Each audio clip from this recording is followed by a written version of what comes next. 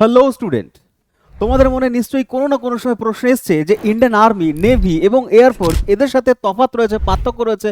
BSF, CRPF, CISF, ITBP, Assam rifles, তো এদের মধ্যে এদেরকে বলা হয়েছে প্যারামিলিটারি, এদেরকে বলা হয় মিলিটারি। তো এই পার্থক্যটা কোথায়? বিস্তর পার্থক্য রয়েছে, তাদের রিক্রুটমেন্টে পার্থক্য রয়েছে, তাদের ট্রেনিংয়ে পার্থক্য রয়েছে, তাদের কাজে ব্যবধান রয়েছে।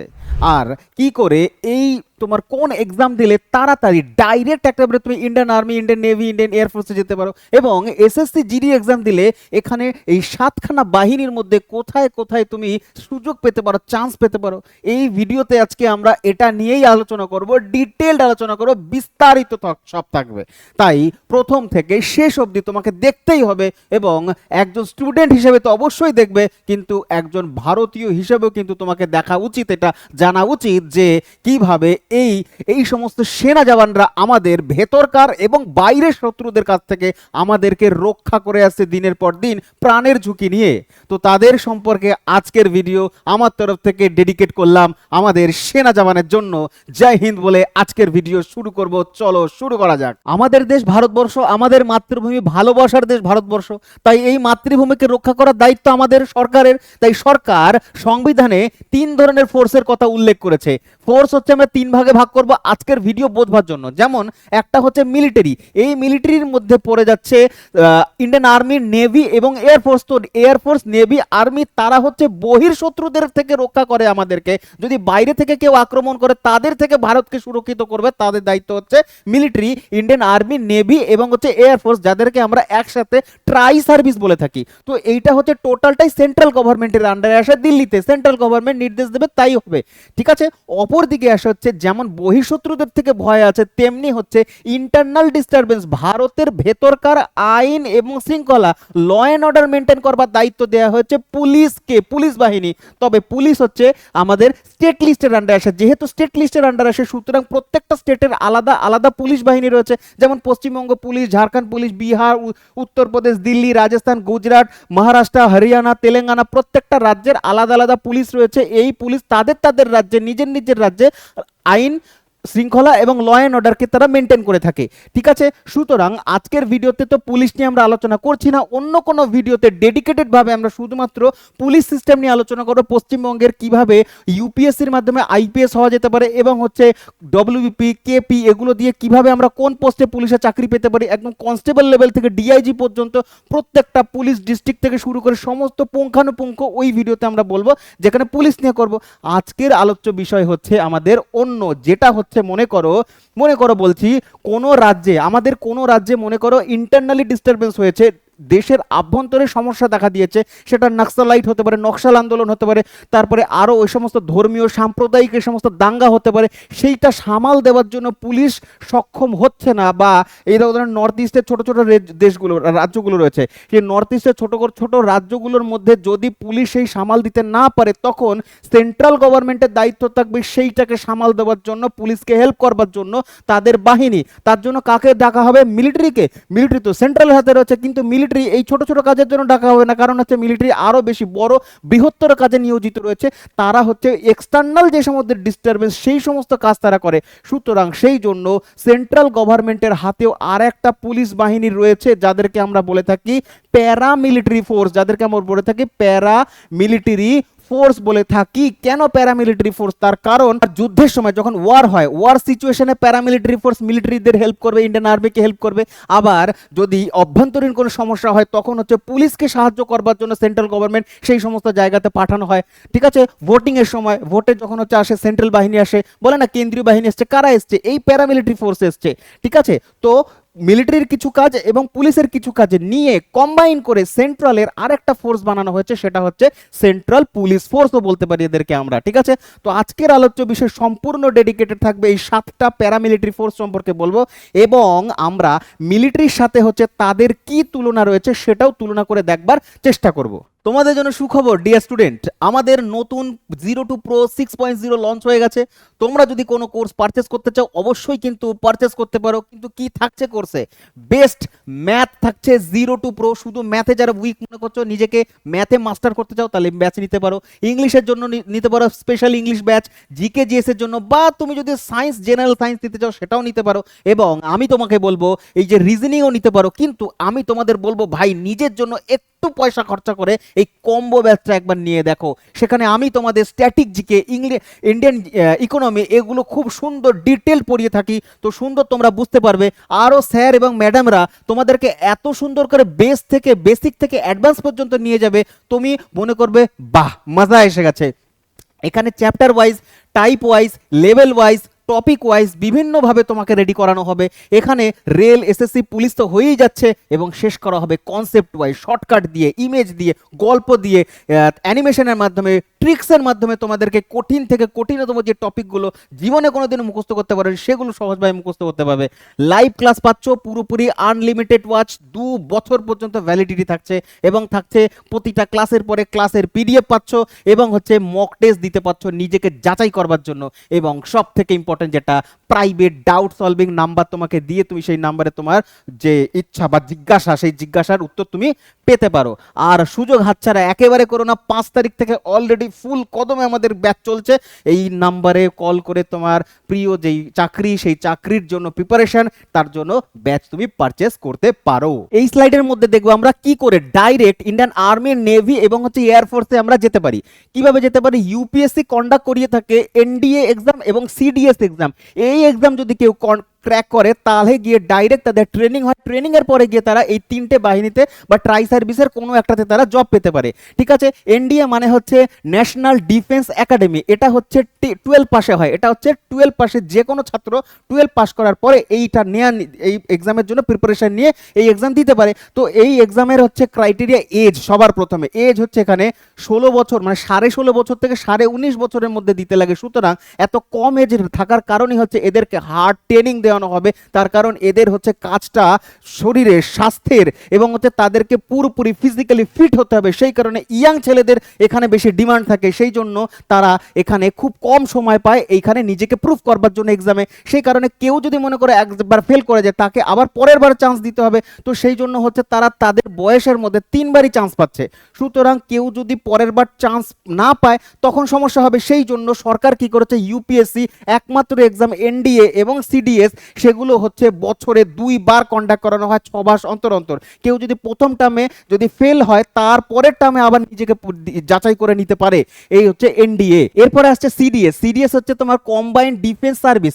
কম্বাইন্ড ডিফেন্স সার্ভিসের হচ্ছে ক্রাইটেরিয়া হচ্ছে গ্র্যাজুয়েশন পাস। এখানে এক্সামে বসতে গেলে তোমাকে গ্র্যাজুয়েট হতেই হবে, তবেই গিয়ে তুমি এখানে দিতে পারছো গ্র্যাজুয়েট লেভেলে সিডিএস। এইখানে দেখো এই যে ব্যক্তিটা সিডিএস ক্র্যাক করেছে, ট্রেনিং দিয়েছে, ট্রেনিং এর পরে এই যে মাথার যে মুকুট, এটা মুকুট সম্মান, এটা দেশের জন্য সে নিজেকে নিয়োজিত করেছে, নিজেকে প্রুফ করেছে এবং নিজের যে ট্যালেন্ট দেশকে নিয়োজিত করবে। আগামী দিনটা, আগামী সময়টা সম্পূর্ণভাবে এরকম খুশিতে মন থেকে সম্মানের সাথে তার প্রিয়জনকে তার মাথার মুকুটটা, মাথার সম্মানটা পরিয়ে দিয়েছে। এর থেকে গর্বের জিনিস আর কিছু হতে পারে না। এগুলো হচ্ছে রিয়েল হিরো। এরা হচ্ছে দেশের রিয়েল হিরো, নায়ক। আর যারা সিনেমার হিরো হয় তারা হিরো নয়, তারা নায়ক নয়, তাদেরকে আমরা ফিল্ম স্টার বলতে পারি। কিন্তু নায়ক যদি বলে কাউকে সম্বোধন করি, নায়ক বলে যদি হিরো বলে সম্বোধন করি, তাদেরকে এনাদের বলবো, যারা আমাদের নিজেদের জীবন বিপন্ন করে আমাদেরকে সর্বত্র রক্ষা করে যাচ্ছে একটার পর একটা। তো এই সমস্ত এদেরকে হচ্ছে মন থেকে আমার থেকে স্যালুট জানাই, আর তোমরা হচ্ছে স্যালুট জানাবে এই জওয়ানদের। অপরপক্ষে চলে আসে CAPF. Central armed police force, মানে সেন্ট্রালের অস্ত্রধারী পুলিশ ফোর্স। তাহলে এটা সেন্ট্রালের যে পুলিশ ফোর্স, সেখানে 7টা বাহিনী রয়েছে, BSF, CRPF, CISF, Assam rifle, SSB, ITBP এবং হচ্ছে এনএসজি। এরা রয়েছে। এ দেখো দেশ কি বেটি, দেশের ভারতের এরা হচ্ছে সত্যি দেশ কি বেটি, যারা হচ্ছে সমস্ত বাধা বিপত্তিকে, সমস্ত কিছুকে বিচ্ছিন্ন করে তারা এগিয়ে এসছে দেশ সেবার জন্য। এদের জন্য সত্যি খুব গর্ব হয়, গর্ব করে তাদেরকে দেখতে লাগে। তাদের হচ্ছে সত্যি দেশের জন্য তারা সেবায় নিয়োজিত হয়ে পড়েছে। দেখো এখানে যাদের দেখতে পাচ্ছ এনডিএ এক্সাম, সিডিএস এবং হচ্ছে সিএপিএফ এরা হচ্ছে সেন্ট্রাল গভর্নমেন্টের আন্ডারেই আসে, কেন্দ্রীয় সরকারের হাতে আসে। তো এনডিএ এবং সিডিএস এরা হচ্ছে ডিফেন্স মিনিস্টারের আন্ডারে আসে, ডিফেন্স মিনিস্ট্রির আন্ডারে আসে, বা প্রতিরক্ষা বাহিনীর আন্ডারে আসে, প্রতিরক্ষা মন্ত্রীর আন্ডারে আসে। বর্তমান হচ্ছে রাজনাথ সিং, তিনি হচ্ছে এদের মন্ত্রী। তো এর মন্ত্রণালয়ের কাজে আসবে হচ্ছে তোমার এনডিএ, মানে হচ্ছে ইন্ডিয়ান আর্মি, নেভি এবং হচ্ছে এয়ারফোর্স, তারা হচ্ছে প্রতিরক্ষা মন্ত্রের মধ্যে আসে, মন্ত্রণালয়ের মধ্যে আসে।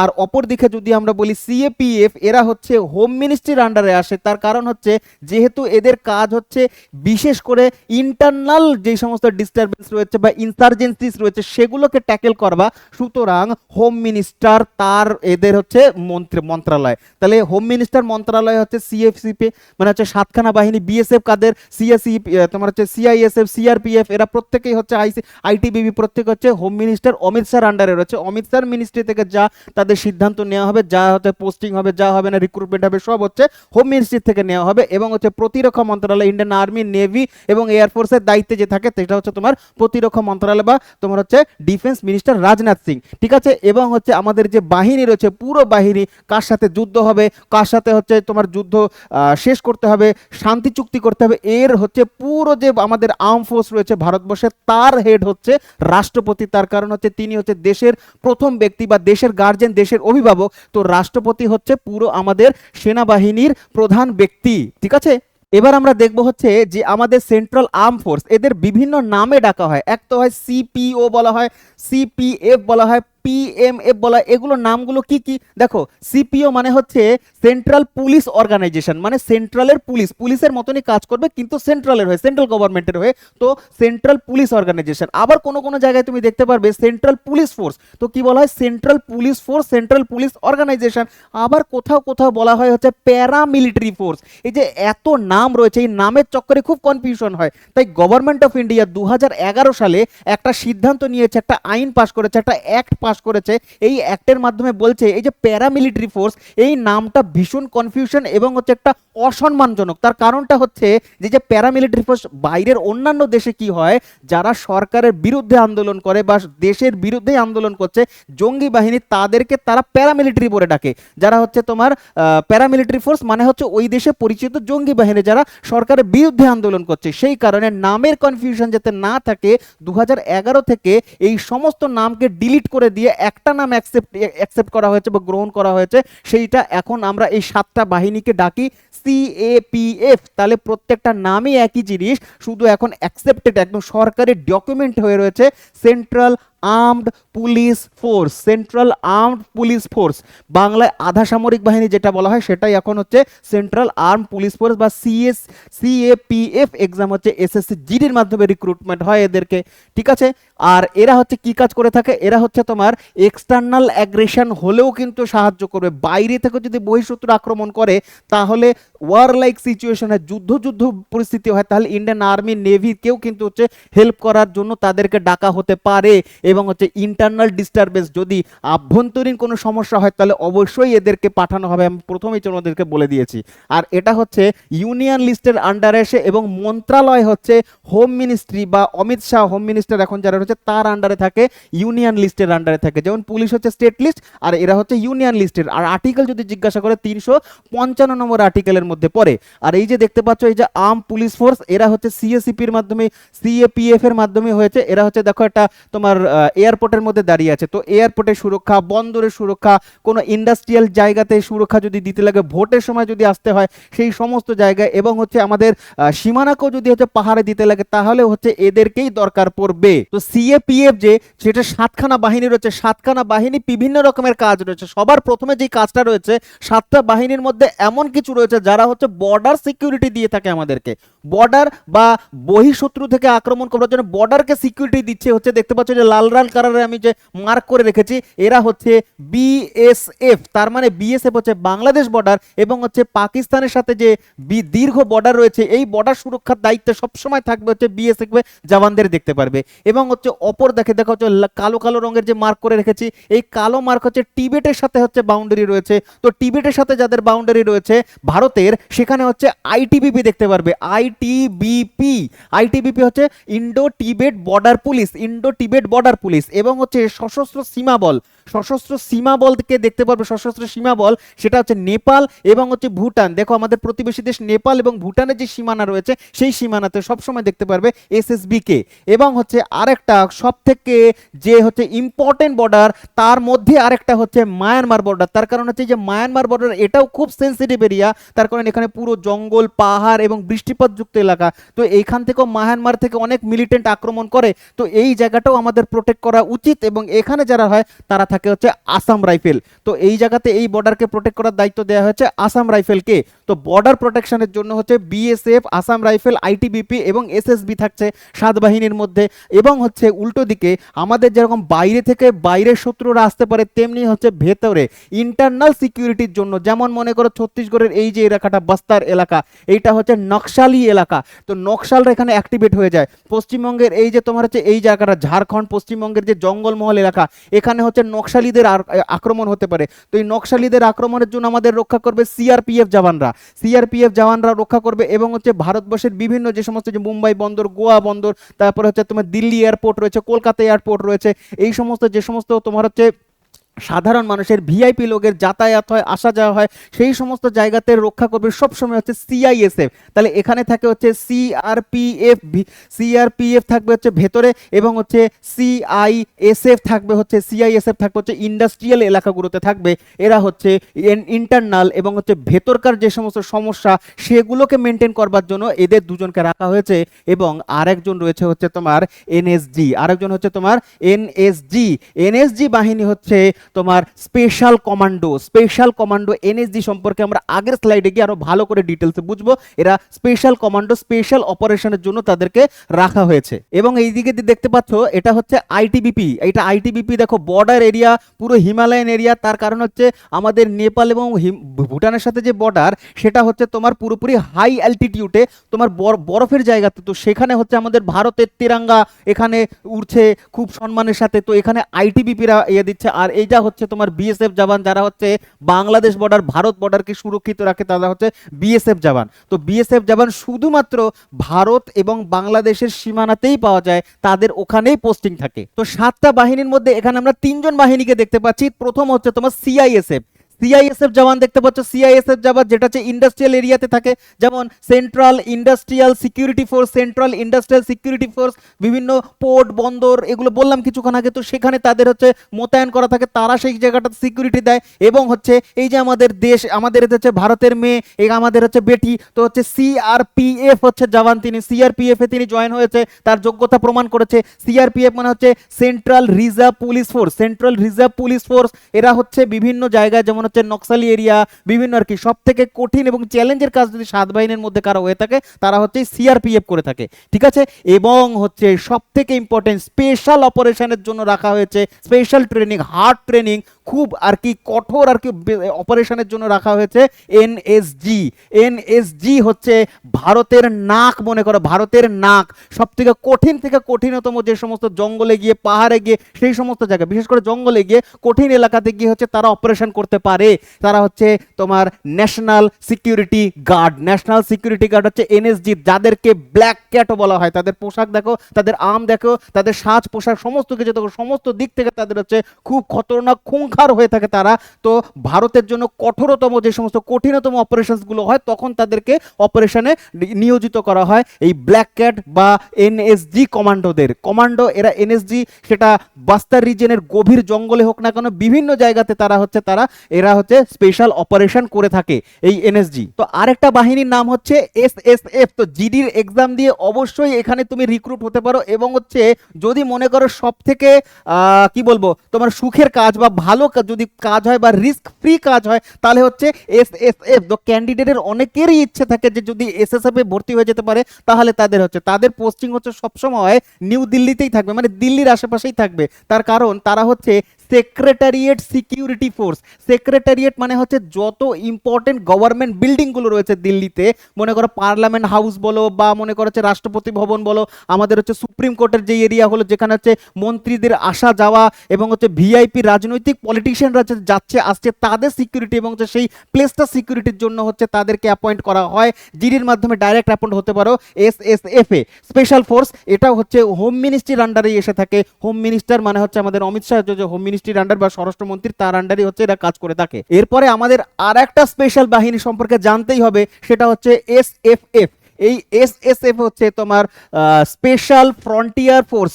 স্পেশাল স্পেশাল ফ্রন্টিয়ার, ফ্রন্টিয়ার মানে কি? ফ্রন্টিয়ার মানে হচ্ছে সীমানা। তো স্পেশাল ফ্রন্টিয়ার ফোর্স এরা হচ্ছে পার্বত্য এলাকাতে, হাই অ্যালটিটিউডে, হিমালয়ান যে সমস্ত আমাদের সীমানা রয়েছে, আন্তর্জাতিক সীমানা, সেখানে যদি কোনো অপারেশন হয় তখন তাদেরকে অ্যাপয়েন্ট করা হয়, তখন তাদেরকে নির্দেশ দেওয়া হয়। তো এদের যে ট্রেনিং হয় খুব হার্ড হয়, হার্শ হয়, তার কারণ অত অক্সিজেন লেভেল জিরো হয়ে যায় যেখানে, বা জিরোর মতন হয়ে যায়, একদম কম অক্সিজেন লেভেল থাকে, খুবই পরিবেশ হচ্ছে প্রতিকূল অবস্থায় থাকে, এখানে সাধারণ মানুষ চলতে পর্যন্ত পারে না, সেখানে হচ্ছে তারা আর্মস অ্যান্ড অ্যামিউনিশনস দিয়ে অপারেশন করে থাকে। তাদেরকে অনেক কঠোর আর কি পরিশ্রমের মধ্যে দিয়ে যেতে লাগে, কঠোর ট্রেনিং এর মধ্যে দিয়ে যেতে লাগে। এরা হচ্ছে স্পেশাল ভাবে ট্রেন করা হয়, স্পেশাল ভাবে ট্রেনিং দেওয়া হয়, আর স্পেশাল অপারেশনের জন্যই তাদেরকে বানানো হয়েছে এবং আমাদের সীমানাকে প্রোটেক্ট করবার জন্য রাখা হয়েছে হিমালয়ান রিজিয়নে। তো এরা হচ্ছে এসএসএফ, দেখতেই পাচ্ছ, এরা হচ্ছে তোমার গোর্খা যারা থাকে তাদেরকে অ্যাপয়েন্ট করা হয় ডাইরেক্টলি, তাদেরকে ডাইরেক্ট এখানে অ্যাপয়েন্ট করা থাকে। এরা কিন্তু হোম মিনিস্ট্রির আন্ডারেও আসে না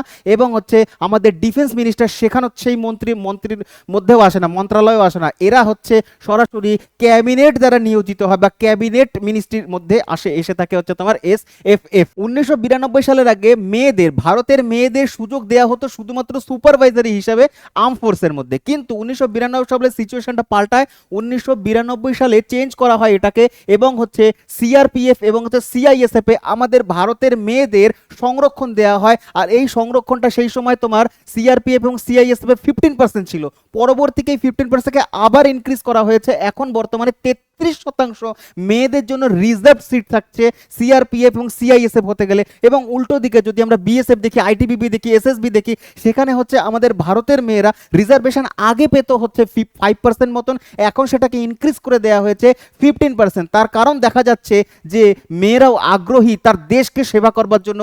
ভারতের মেয়েরাও চায় যে পুরুষদের সাথে, ভারতের জওয়ানদের সাথে কাঁধে কাঁধ মিলিয়ে তারা এই বন্দুক নিয়ে হচ্ছে শত্রুদের খতম করতে। তারাও হচ্ছে দুর্গার হচ্ছে আরেক প্রতিরূপ। তো সুতরাং তাদের মধ্যেও হচ্ছে জিগার রয়েছে, তাদের মধ্যে সাহস রয়েছে। সুতরাং এখন ভারতের মেয়েরাও এগিয়ে আসছে এবং আমাদের এখানেও হচ্ছে প্রচুর মেয়েরা যারা হচ্ছে জিডির কোর্স পারচেস করে এবং জিডির জন্য ভর্তি হয়। তো জিডির জন্য প্রিপারেশন চালিয়ে যাও। যারা মনে করো তুমি ডাইরেক্ট ইন্ডিয়ান আর্মি নেভিতে যাবে, আজকের ভিডিওতে আমি কমপ্লিট বুঝিয়েছি, তাহলে ইউপিএসসির জন্য রেডি হও, সিডিএস এবং এনডিএ তোমার জন্য। কিন্তু যদি সাত বাহিনী জয়েন করতে চাও তাহলে হচ্ছে এসএসসি জিডি তোমার জন্য। আমাদের কোর্স পারচেস করতে হলে অবশ্যই আসতে পারো, ওয়েলকাম তোমাকে। এবং আই হোপ আজকের ভিডিওতে তোমাদের আমি কমপ্লিট ইনফরমেশন দিতে পেরেছি এবং তোমাদের ভালো লেগেছে। আর যদি ভালো লাগে তাহলে বন্ধুদের মধ্যে শেয়ার করো, প্রিপারেশন করুক আর না করুক, যে কোনো এজের কোনো ভারতীয় ব্যক্তি কিন্তু এটা দেখা আমার জন্য মনে হয় এটা একেবারে অ্যাপ্লিকেবল হবে। তাহলে অবশ্যই তাদের মধ্যে শেয়ার করতে পারো। Thank you very much. লাস্টে ভিডিও আমি শেষ করব জয় হিন্দ বলে।